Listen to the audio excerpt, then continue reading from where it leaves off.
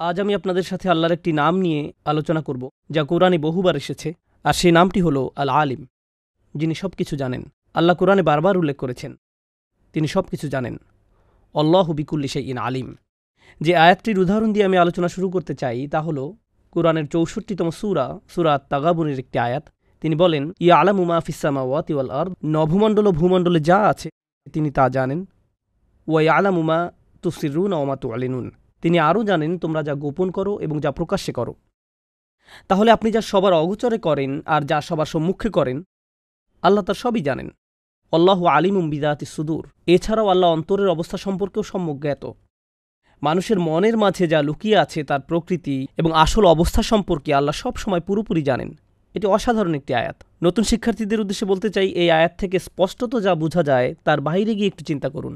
আমরা জানি আল্লাহ সব কিছু জানেন। আমরা জানি আমাদের বাহ্যিক ব্যাপারগুলো আল্লাহ যেমন জানেন, তেমনি তিনি আমাদের গোপন ব্যাপারগুলো জানেন। আমরা জানি আল্লাহ ৭ আসমানের সব কিছু জানেন। চলুন এর থেকে কিছু দৃষ্টিকোণ থেকে চিন্তা করে দেখি আল্লাহ কিভাবে আমাদের নিকট তুলে ধরেন যে আল্লাহ যা জানেন তা কোনোদিনও কোনোভাবেই আমাদের পক্ষে জানা সম্ভব নয়।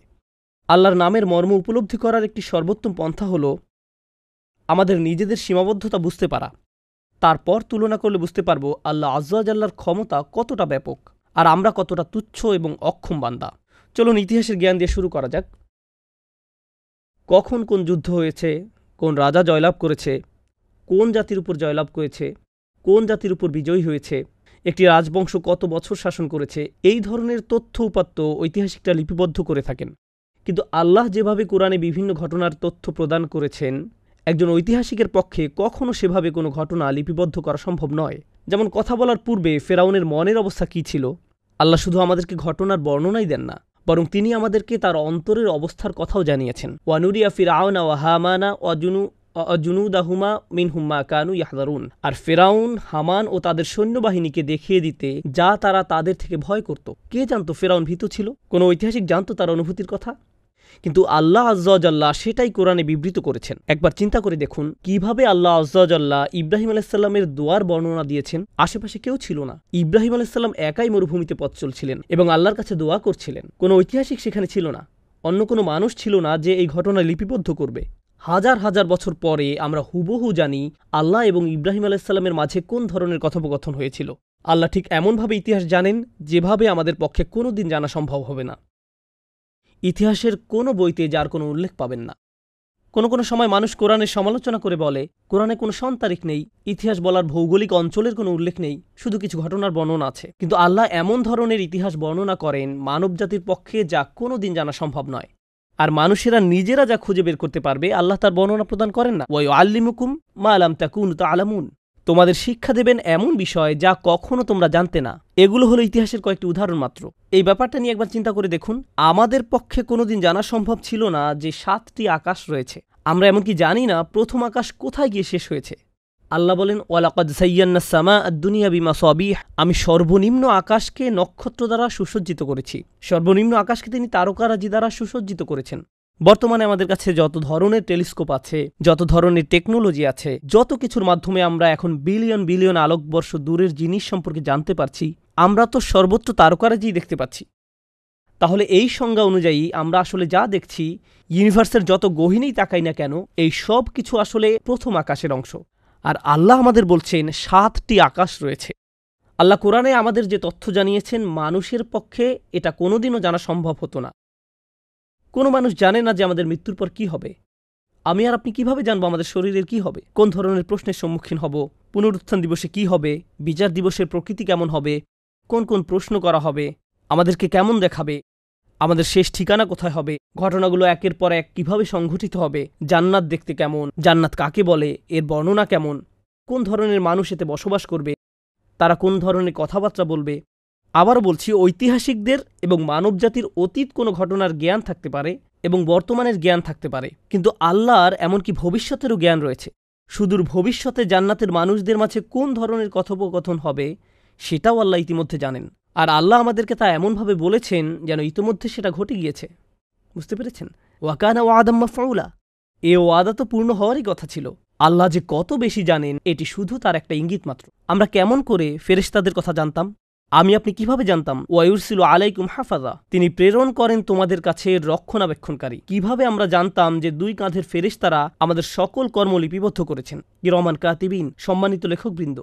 আমরা কিভাবে জানতাম যে আল্লাহর কাছে ক্ষমা চাওয়ার মাধ্যমে আমার আপনার রিজিকের দরজা খুলে যায়?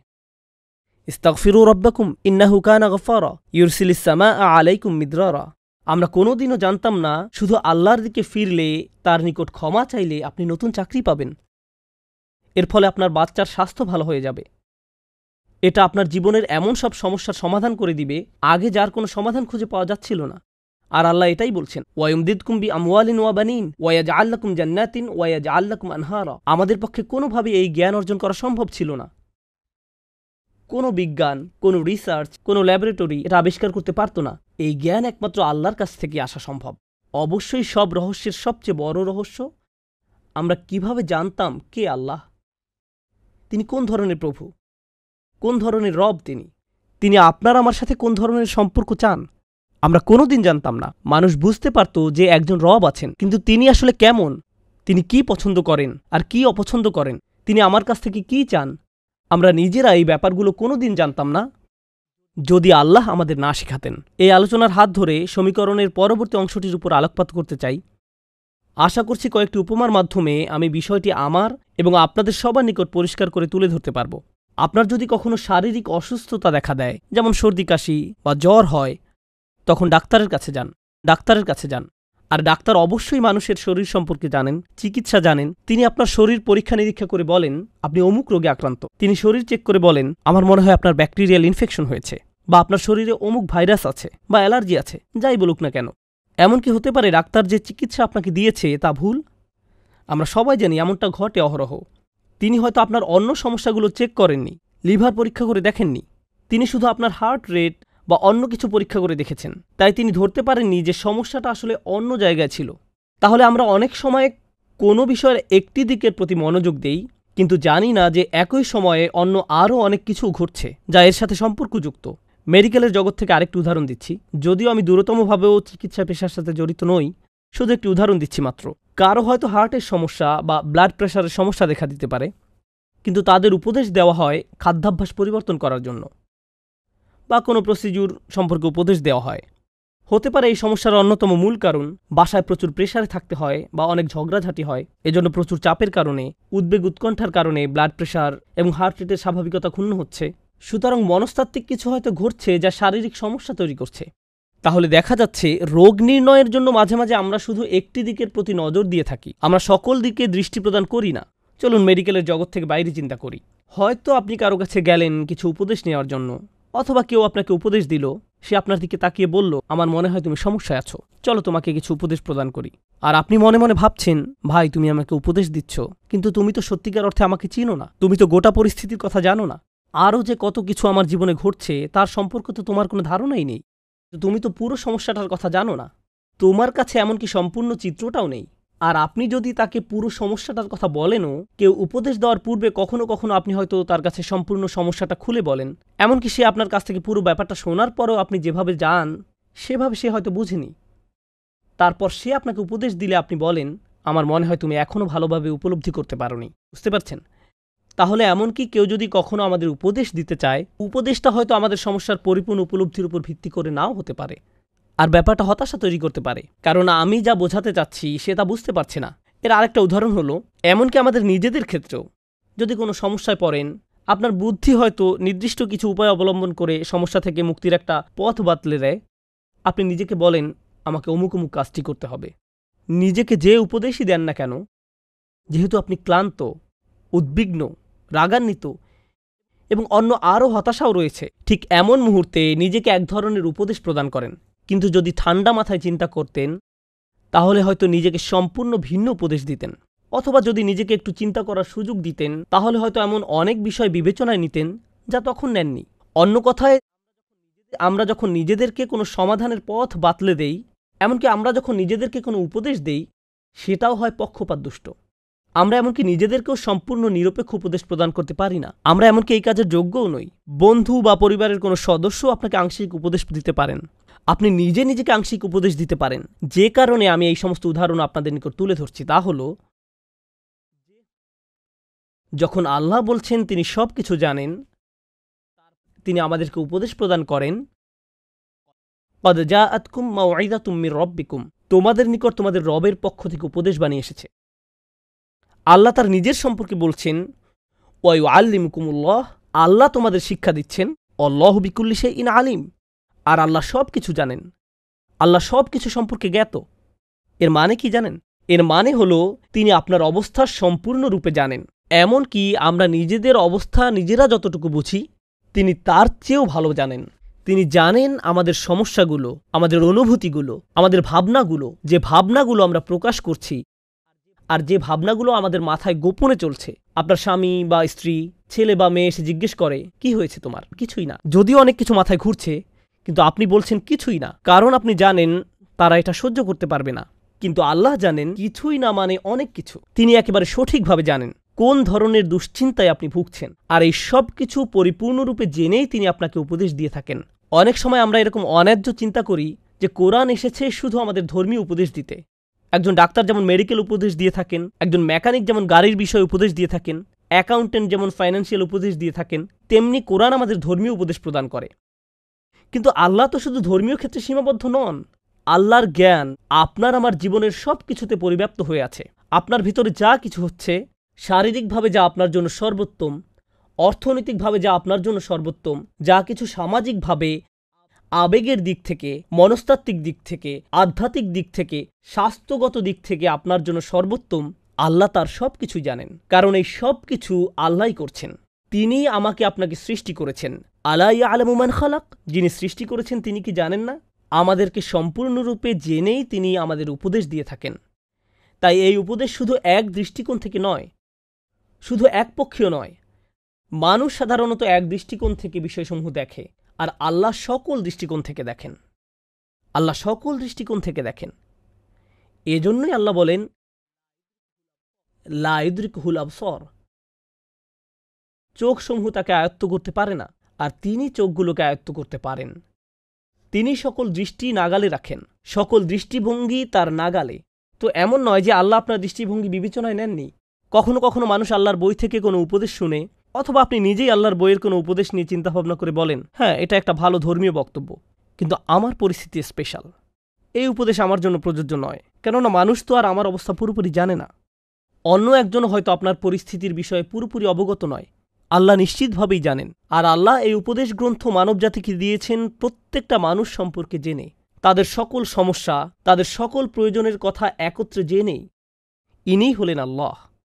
আল্লাহু আলিমুন হাকিম, আল্লাহ জ্ঞানী এবং সুবিজ্ঞ। এই বইটি প্রজ্ঞাময়। আল আলিম নামের সাথে যুক্ত হয়ে আল্লাহর যে নামটি অনেকবার কোরআনে এসেছে তা হল আস-সামিয়া। তিনি শুনে থাকেন, তিনি শুনেন। আল্লাহু সামিউন আলিম, ইন্নাল্লাহা হুয়াস সামিউল আলিম। তিনি শুনেন এবং জানেন।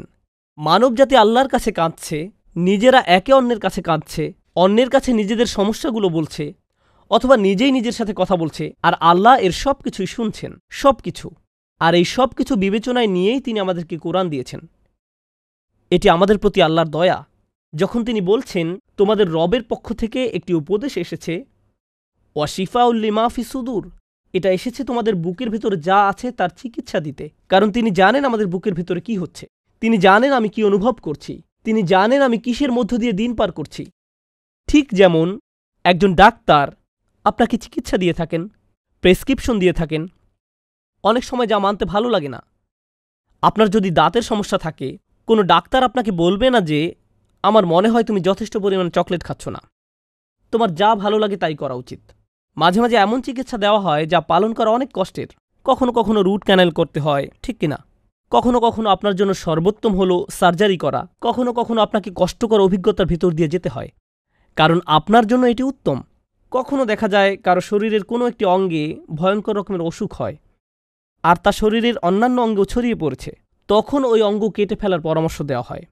শরীরের কোনো একটি অঙ্গ হারিয়ে ফেলা অকল্পনীয় বেদনাদায়ক। আপনাকে তখন দুইটার যে কোনো একটা বেছে নিতে বলা হয়, হয় ওই অঙ্গ কেটে ফেলুন, অথবা ক্যান্সার সারা শরীরে ছড়িয়ে পড়বে। তাহলে কখনো কখনো খুবই কষ্টদায়ক পরামর্শ দেওয়া হয়, আপনাকে কষ্ট দেওয়ার উদ্দেশ্যে নয়, বরং ধ্বংস থেকে বাঁচানোর জন্য, মহা ক্ষতি থেকে রক্ষা করার জন্য। আসা আন তুহিব্বু শাইআন ওয়া হুয়া শাররুল লাকুম, কোনো জিনিস আপনার দারুণ পছন্দ কিন্তু এটা আসলে আপনার জন্য ভালো নয়। আন তাকরাহু শাইআন ওয়া হুয়া খায়রুল লাকুম, এমনও হতে পারে কোনো জিনিস আপনি অপছন্দ করেন কিন্তু এটা আসলে আপনার জন্য উত্তম। কোনটা আমাদের জন্য ভালো আর কোনটা ভালো নয় আমরা তা দেখি বা না দেখি, আল্লাহ তার জ্ঞান থেকে আমাদেরকে উপদেশ দান করেন। তিনি আমাদের সাথে কথা বলেন, আমাদেরকে শিক্ষা দান করেন। আল্লাহ বলেন ওয়াত্তাকুল্লাহ ওয়া ইউআল্লিমুকুমুল্লাহ, আল্লাহ সম্পর্কে সচেতন থাকো এবং আল্লাহ তোমাদেরকে শিক্ষাদান করেন। এই বিষয়ে সর্বশেষ যে কথাটি বলতে চাই তা হলো ভালো এবং মন্দের তফাত। আল্লাহ মানবজাতির সকলকে ভালো এবং মন্দের মাঝে পার্থক্য করার জ্ঞান দিয়ে সৃষ্টি করেছেন। যে ধর্ম থেকে আসুন না কেন, যে সংস্কৃতি থেকে আসুন না কেন, আপনি জানেন মিথ্যা বলা খারাপ, আপনি জানেন প্রতারণা করা ঠিক নয়, আপনি জানেন চুরি করা ঠিক নয়, আপনি জানেন কাউকে কষ্ট দেওয়া ঠিক নয়, আপনি জানেন এতিমকে ধাক্কা দেওয়া ঠিক নয়, আপনি জানেন অসহায়ের প্রতি অত্যাচার করা ঠিক নয়, আপনি জানেন কাউকে অপমান করা ঠিক নয়, আপনি জানেন এগুলো খারাপ। বিশ্বের যে প্রান্তে আপনি বাস করেন না কেন, যে সংস্কৃতি থেকে আসেন না কেন, আল্লাহ এই ব্যাপারটি মানুষের প্রকৃতিতে সেট করে দিয়েছেন। আমরা এই পৃথিবীতে আসার পূর্বেই আল্লাহ আমাদের ভেতরে এটা প্রোগ্রাম করে দিয়েছেন। সুতরাং এটা সার্বজনীন। কিন্তু এর বাইরেও এমন অনেক বিষয় আছে যেগুলো সম্পর্কে আমরা কোনো দিনও জানতাম না, যে ব্যাপারগুলো ভালো নাকি মন্দ। মৌলিক কিছু নৈতিকতা রয়েছে যেগুলো সম্পর্কে সবাই জানে, কিন্তু এর বাইরে কোনটা ভালো কোনটা মন্দ আমরা কোনো দিনও জানতাম না। আমি কোনোভাবেই জানতে পারতাম না যে হিংস্র প্রাণীর গোস্ত খাওয়া ঠিক নয়। আমি কোনোভাবেই জানতে পারতাম না নির্দিষ্ট কিছু প্রাণীর মাংস খাওয়া ঠিক নয়। আমি কোনোদিনও জানতে পারতাম না যে দিনের সুনির্দিষ্ট কিছু সময়ে আমার জন্য নামাজ পড়া উত্তম, 5 ওয়াক্ত নামাজ, খুবই নির্দিষ্ট সময়ে, ঠিক কিনা? আমার পক্ষে কোনোভাবেই জানা সম্ভব ছিল না যে এটা আমাদের জন্য সর্বোত্তম। আমি কোনোভাবেই এটা জানতে পারতাম না। অতএব ভালো মন্দের পার্থক্যের ব্যাপারে মানুষের কিছুটা জ্ঞান এমনিতেই আছে, কিন্তু আল্লাহর রয়েছে এর পরিপূর্ণ জ্ঞান। তাই আল্লাহ যখন আমাকে আপনাকে বলেন অমুক কাজটি করা ঠিক নয়, এবং যখন আল্লাহ আমাকে আপনাকে বলেন অমুক কাজটি করা ঠিক, তখন আমাকে আপনাকে আমাদের জ্ঞানকে, যা আমাদের নিকট ঠিক বা বেঠিক মনে হয়, একদিকে সরিয়ে রাখতে হবে। যে আমাদের পক্ষে যত কিছু জানা সম্ভব তার চেয়ে আল্লাহ বেশি জানেন। আল্লাহ হলেন আল আলিম, আল্লাহর কাছেই সকল জ্ঞান। আর আল্লাহ জানেন সঠিক কাজটি আমাদের জন্য সব সময় উত্তম। আমরা মনে করি আল্লাহর উপদেশ শুনলে আমাদের কষ্টে পড়তে হবে।